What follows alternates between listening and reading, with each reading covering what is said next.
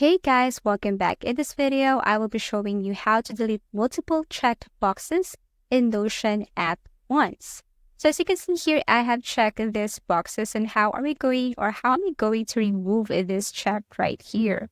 So it's very easy. All you have to do is just simply select all the parts with checks. I mean this check box. So I'm gonna start here, drag this to the very last here.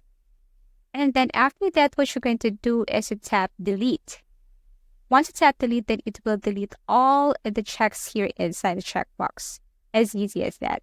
However, if you wanted to add checks at once, you can only do this per column.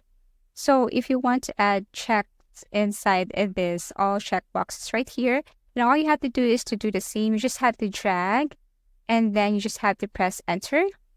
So also same thing with the second column. You just have to drag all and then enter. And that's it. You cannot do this to this all columns right here. So you can only do this per column for checkboxes. But for delete the checkbox or delete the checks inside the box, then all you have to do is to drag this all and then tap delete. As easy as that. If you found this video helpful, simply leave a like below or subscribe because it helps me reach more people.